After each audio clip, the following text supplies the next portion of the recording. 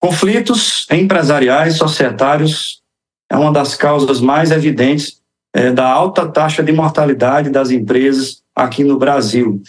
São muito comuns e geralmente decorrem de falta de clareza nos instrumentos constitutivos dessa sociedade.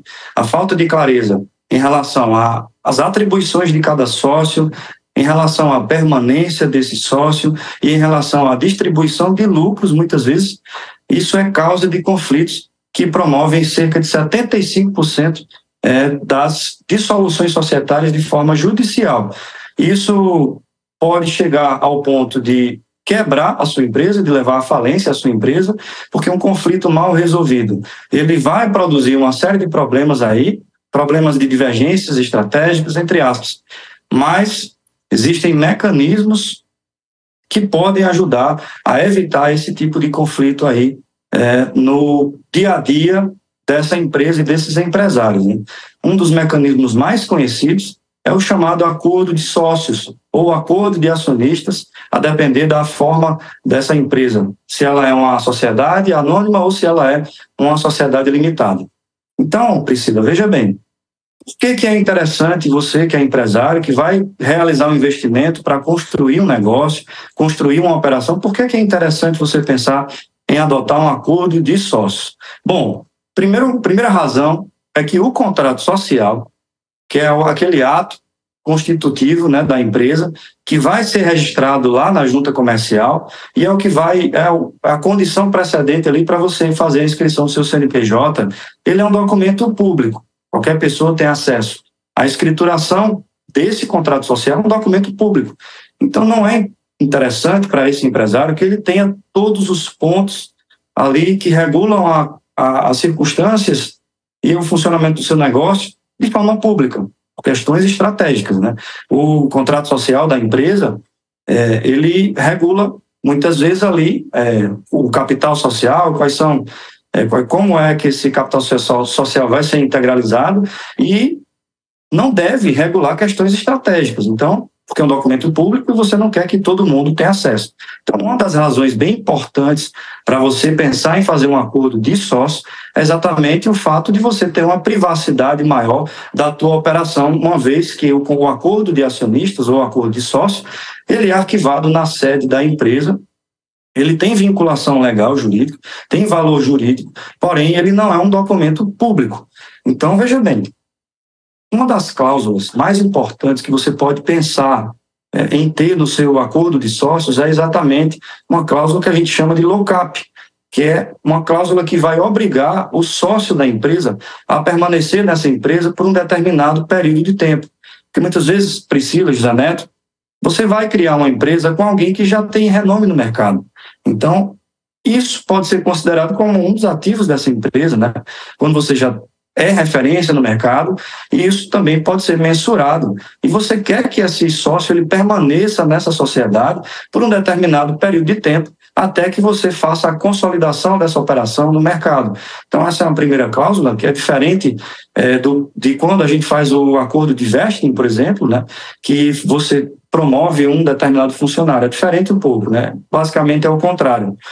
Você tem algumas cláusulas, né, de proteção em relação aos sócios minoritários, porque imagine só você, Priscila, que você tem ali uma sociedade e você é um sócio minoritário. Quer dizer, os poderes do sócio majoritário, eles não podem ser utilizados de modo a suprimir os direitos dos sócios minoritários em relação à empresa.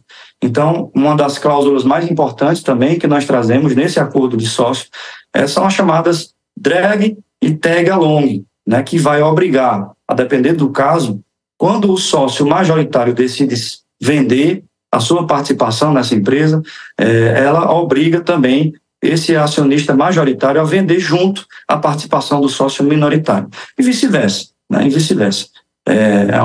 É uma cláusula importante que deve ter em todos os contratos, né, exatamente em conjunto. Outro ponto interessante de você ter ali no contrato, no acordo de sócio, é exatamente a cláusula de não concorrência. Por que isso? Porque muitas vezes o sócio, ele vai ali conhecer como é que você realiza os teus processos internos, quais são as tuas estratégias, então ele vai conhecer a fundo essa operação amanhã ele pode se retirar dessa sociedade e concorrer com você. Então, é muito interessante que esse empresário pense em adotar uma cláusula também de não concorrência. Outra cláusula é a cláusula de confidencialidade. Isso evita com que alguns sócios eles vendam, né, compartilhem informações ali que são estratégicas e confidenciais. Então, esse é o primeiro passo para você evitar um conflito societário. Você ter um acordo de sócio, você ter bem definido e claro quanto tempo esses sócios eles vão permanecer na sociedade, eles são obrigados a permanecer na sociedade. Inclusive, você pode fixar a condição de pagamento no caso de retirada, fixando, inclusive, que se ele se retirar no primeiro ano, ele não vai receber nada como pagamento aí das suas cotas. Então, Priscila, a condição de pagamento, que pode prever, inclusive, uma carência, que pode prever um parcelamento, 24, 48 meses, ali na possibilidade desse sócio se retirar, como é que a sociedade vai efetuar o pagamento dessas cotas a esse sócio retirante?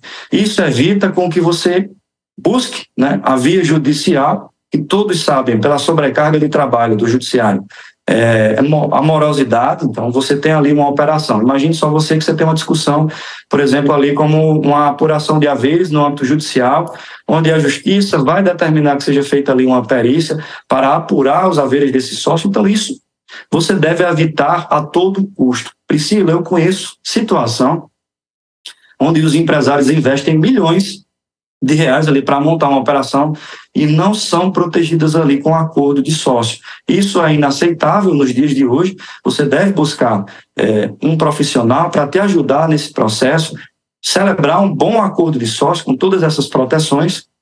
Inclusive, Priscila, uma das formas também de você evitar buscar o judiciário para uma resolução de conflitos é a chamada cláusula compromissória ou a cláusula do juízo arbitral.